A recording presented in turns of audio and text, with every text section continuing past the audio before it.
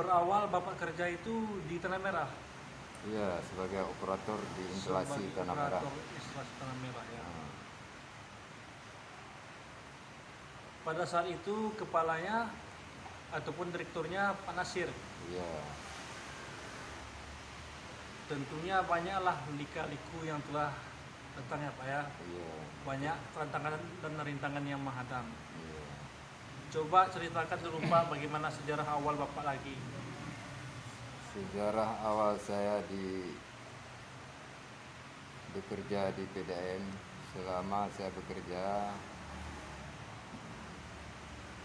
saya ada kesan dan kesan-kesan yang dan duka. Tapi itu sebagai pelajaran bagi saya, maka saya bertahan sampai sekarang ini bekerja di PDM.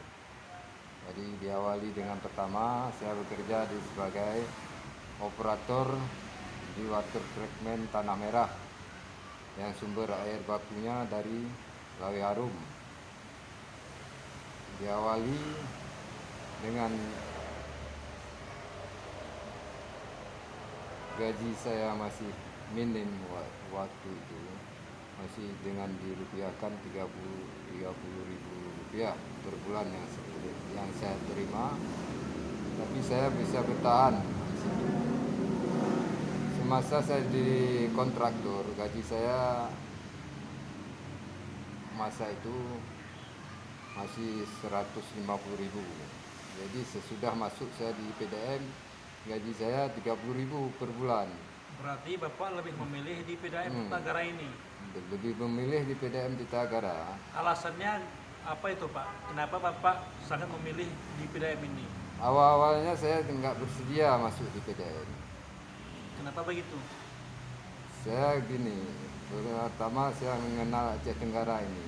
Di awal-awal saya masuk di PDM, saya mengenal di PDM apa Aceh Tenggara ini, saya masyarakatnya berdomisili di Aceh Tenggara dibandingkan dengan Aceh-Aceh lain, saya agak asing. Selain agak asing, saya jadi satu enggak betah saya di Aceh Tenggara. Jadi itu pilihan pertama saya, enggak ingin berlama-lama di Aceh Tenggara. Dengan enggak berlama-lama itu saya ada niat saya coba-coba, istilahnya coba-coba itu berhasil. Saya coba dia di posisi 1 tahun. Di 1 tahun itu timbullah niat saya untuk berhenti saya di PDM. Tapi dengan ada abang angkat saya di sini yang sekarang udah almarhum, jadi saya dipertahankan untuk bekerja terus tanpa Kenal lelah. tanpa apa istilahnya, dia kasih masukan sama saya, ginilah kita cari kerja, kalau ada keberkahan walaupun sedikit, mungkin di situ yang mulia ataupun yang ada keberkahan dengan rezeki yang kita dapat sedikit itu.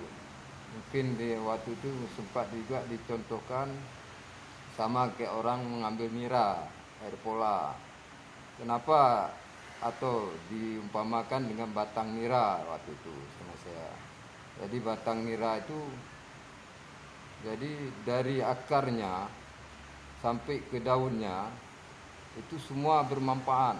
Gitulah kehidupan kita dicontohkan. Jadi dengan manfaat itu kita walaupun sedikit tapi mengalir terus. Itu maka kata-kata itu saya camkan dan saya pikir-pikir, akhirnya saya bertahan tuh bekerja di PDM dengan gaji 30 ribu selama mungkin kurang lebih 2 tahun saya bekerja dengan gaji 30 ribu. Jadi kemudian di tahun 2 tahun kemudian baru naik gaji saya menjadi 56 ribu. 56 ribu itu saya udah enggak di instalasi lagi, enggak di operator lagi. Melainkan Saya udah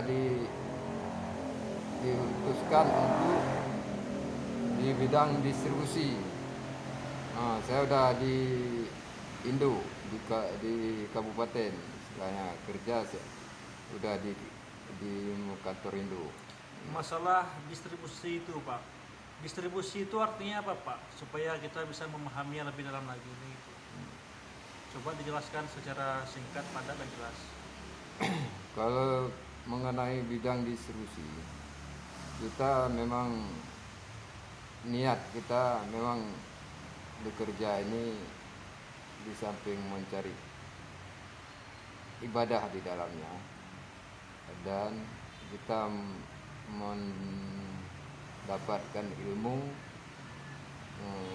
supaya kita bisa bekerja dengan sabar, dengan yakin, dengan tekun dan bekerja keras. Mungkin itulah hasil yang kita dapat dari bidang distribusi. Salah satu contohnya, kita lepasan dari kontraktor. Kontraktor itu bekerja di bidang perpipaan, pemasangan pipa ya.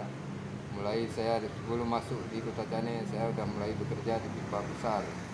Contohnya saya memang nggak mengenal pipa PVC dulu, saya mengenal pipa jembatan-jembatan. Saya pernah pasang di jembatan yang paling panjang sekitar masa itu masih 100 meter, bisa 17 batang pipa yang saya pasang di jembatan dengan ukuran pipa diameter 300 mm. Dan yang saya pasang itu pernah ambruk, pipa yang saya pasang itu. Di mana itu Pak? Di Bago. Bago itu Bago. di Aceh. Aceh Timur. Aceh Timur. Berarti Bapak berasal dari Aceh Timur.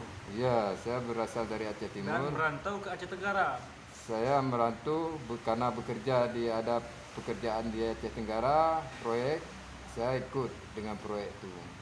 Jadi kebetulan saya bertahan sampai sekarang ini. Mungkin mengenai bidang distribusi untuk kita pedalamkan di distribusi. Saya bekerja di PDAM ini sampai sekarang ini hampir 30 tahun, dan banyak liku-liku yang saya alami di PDAM. Banyak manfaat, dan saya yakini dengan di Aceh Tenggara ini beda mungkin dengan di Aceh lain, dengan keadaan situasi masyarakatnya enggak fanatik, enggak fanatik, mungkin di Aceh lain termasuk agak fanatik sedikit ke norma-norma agamanya. Kalau di Aceh Tenggara termasuk istilahnya berdekatan, hampir sama dengan kita bilang di Kota Langsa. Langsa berbau dengan Medan dekat, Aceh Tenggara berdekatan juga dengan Medan. Jadi mungkin berbeda-beda suku tapi tetap satu ya Pak ya. tetap satu. Agama pun Tetap berbeda, agama menurut satu. keyakinan masing-masing.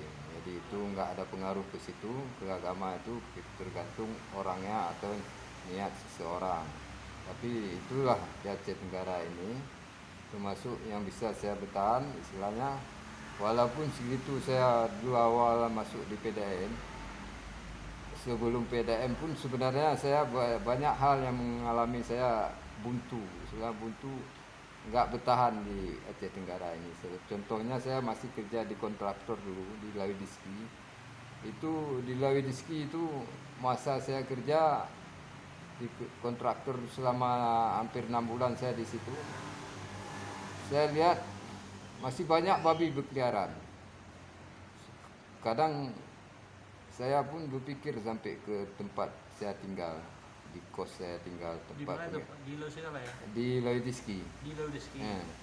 Jadi saya mandinya ke kamar mandi umum. Di kamar mandi umum laki sama perempuan pisah. Jadi di situ pun saya lihat budaya-budaya di sini memang udah kayak gitu budaya. Jadi nggak bisa kita apa.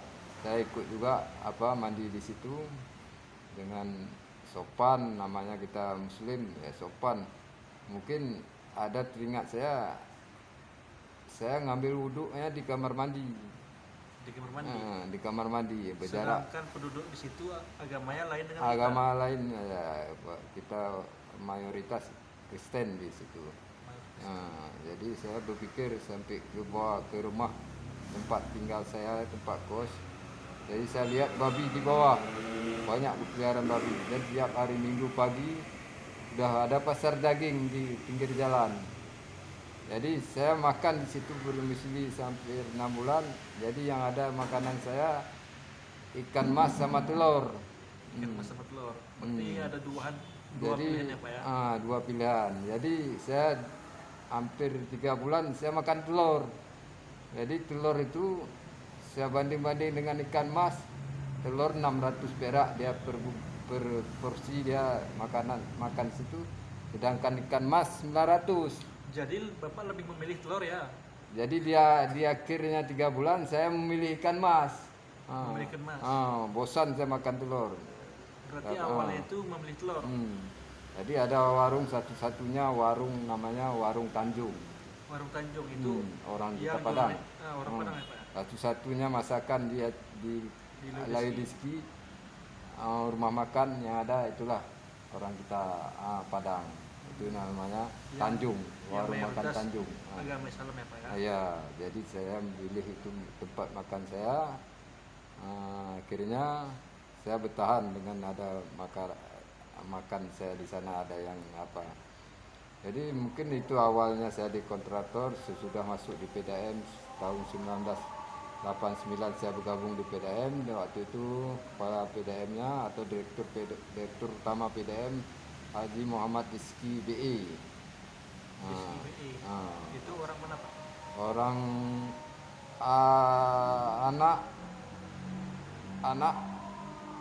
anak almarhum Haji Sadat. Berarti dua direktur, dua anak dari apa namanya? Dari Haji Sadat yang menjabat sebagai direktur. Iya. Pertama, direktur pertama di PDM mungkin sekedar mengenal aja. Ada sebelum Haji Muhammad Nasir Deski sudah ada duluan direktur, tapi nggak berlama ada. Mungkin 6 bulan ada yang satu lagi setahun. Saya itu Pak Agen sama Pak Jul. Sebelum saya bergabung dengan PDM, itulah direktur yang saya belum saya dimasuk di PDM. Tapi selama Pak Nasir direktur utama PDM, saya karena dianggap satu lagi sudah bekerja di proyek pemasangan pipa di Laidiski dengan masa itu pengawasnya dari PDM, direktur tekniknya sekarang udah almarhum Pak Yusranto. Jadi dia berbesar hati dijumpain saya coba pikir-pikir mau masuk di PDM.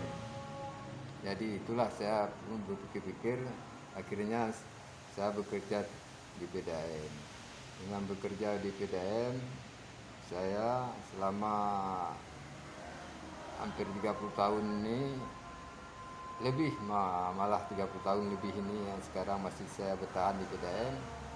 Mungkin awal-awalnya namanya pekerjaan itu di mana-mana kita cari, awal-awalnya berat, tapi berat itulah namanya. Di situ ada kesabaran kita, ada keyakinan kita, timbul dia semua, ada kebencian, malah ada mendongkol kita, itu semua bermanfaat sama kita di waktu-waktu masa kayak gini, masa sekarang kayak saya ini. Karena kita dengan banyak yang rintangan dan liku-liku kita bekerja, pasti kita ilmunya tambah banyak. Jadi di mana bebannya itu kalau kita bekerja yakin, tulus dan diiringi dengan doa, makin kesabaran kita itu tercapai.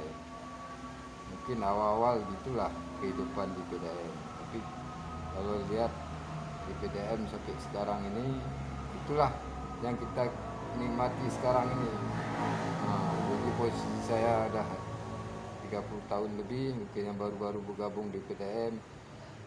Sejarah kita bekerja inilah yang pertama, mau kita sabar, jujur, yakin dan mau bekerja keras.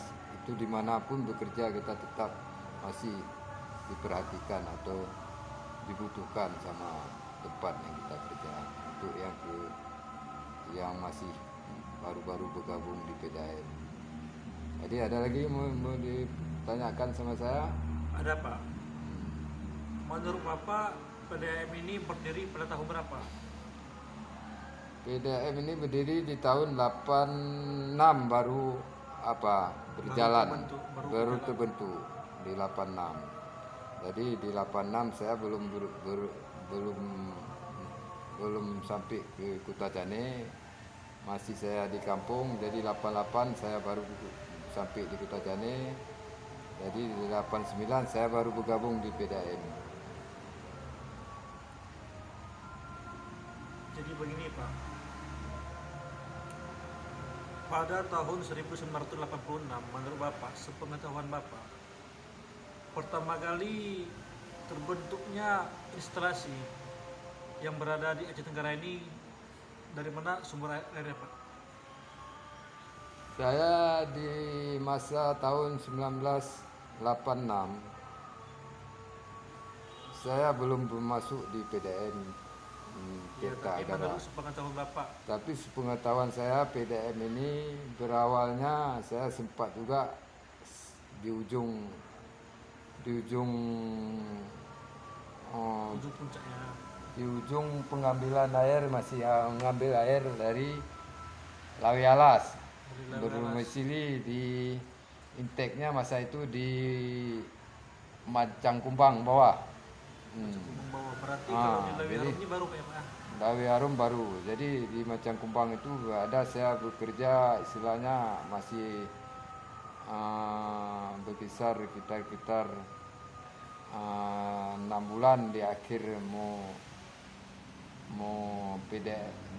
intake yang ada di Macang Kumbang itu masih terpakai.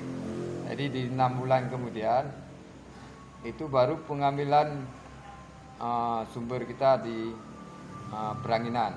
Peranginnya Pak. Letaknya di Peranginan, pegunungan ya Pak ya? pegunungan lebih kurang dari Macang Kumbang itu, dari jembatan Macang Kumbang berkisar 4 kilo 4 kilometer. 4 kilometer ke sumber intake kita yang kedua. Berarti di Peranginan juga masih digunakan ya Pak ya? Kalau sekarang intake-nya nggak digunakan, jaringan tetap digunakan yang dari Peranginan. Jaringan tetap digunakan. Jaringan tetap digunakan dan sumbernya masih digunakan juga, cuman airnya di musim kemarau hilang airnya. Berarti kalau sumber Debitnya airnya dari Lawe Arum juga. dari Lawi Arum. Sudah itu baru pengambilan air dari Lawi Bekung, dari Lawi Arum Lawi Bekung, yang dinamakan intake 2 mungkin sekarang. Jadi dari situ di tahun 2003 udah 2003 atau 2004 nggak ingat saya lagi, mungkin sekitar itu ada penambahan air sumber dari Lawi Arum Lawi Bekung. Jadi itu saya berkecimpung di pemasangan jaringan perpipaan dan saya bisa menyelesaikan pekerjaan baik yang di Lawi Arum Peranginan dan Lawi Arum Lawi Bekung. Sudah itu saya bekerja terus menerus sampai saya jadi mungkin saya di jabatan, mungkin waktu itu dari operator langsung saya ke kasih distribusi. Pada saat itu namanya bukan kasih ya Pak ya, sepengetahuan saya seperti itu Pak. Ya masa itu dia nggak didobatkan ke kasih, dia didobatkan ke kabak. Ke Kabak, berarti namanya Kabak distribusi. Kabak distributor. Jadi di struktur itu kabak distributor, kabak produksi. Jadi nggak ada kasih masa itu, karena dia berhubungan dengan direktur utama Dirut. dirut, utama, baru direktur umum, Direktur dan umum. direktur teknik. direktur teknik, Setelah bawahannya baru namanya kabak. kabak terus.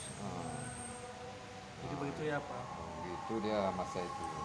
Ya sudah ya Pak ya, sekian dan terima kasih. Semoga apa yang telah disampaikan dapat menjadi Tapi pelajaran dan mungkin pengetahuan ada kita pada hari ini. bisa dikasih masukan lagi sampai saat ini. Cukup situ aja. Sudah cukup Pak. Lain kali Ya, kita akan mungkin membahas lebih kalau- dalam lagi ya Pak ya. Kalau saya lanjutkan mungkin sampai jam 12. Iya. Jadi kebetulan Anda sekedar mencuri ilmu. Sebenarnya saya bukan mencuri ilmu Pak. Hah? Ingin mengembangkan ilmu-ilmu ini. Itulah bukan mencuri ilmu, mendapatkan pengalaman-pengalaman hidup. Ya betul Itu Pak. di batas kerja saya kan gitu. Sebenarnya kalau namanya mencuri itu tak masalah Pak. Yang baik-baiknya kalau mencuri ilmu tidak ada yang salah Pak. Tidak ada yang Cuman dosa. ilmu ini nggak boleh dicuri. Jadi apa Pak? Karena ilmu yang dicuri tidak manfaat. Kita memberi ilmu, makin kita memberi, makin banyak masuknya. Berarti kalau dicuri ilmu itu Kalau dicuri sempit. sempit Pak ya Pak. Ya betul Pak. Anda bukan mencuri ilmu, mendapatkan ilmu, tapi yang memberi tambah banyak. Banyak. Tambah banyak Makin dapat banyak ilmu, kita memberikan ilmu, makin banyak, yang kita dapati. dapat. Oh.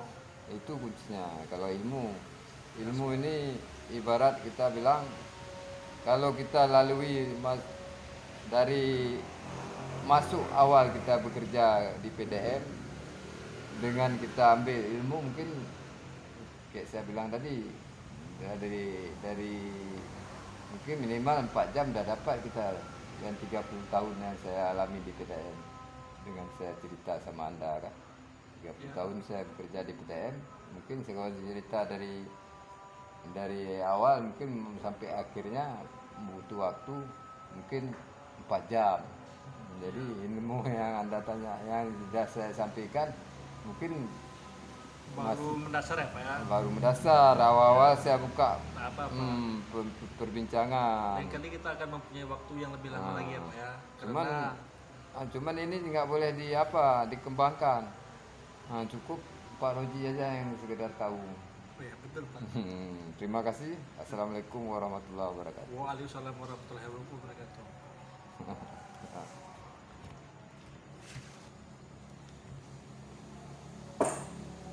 Sekian dari Bapak Ruslan tadi yang telah memberikan banyak ilmu yang bermanfaat.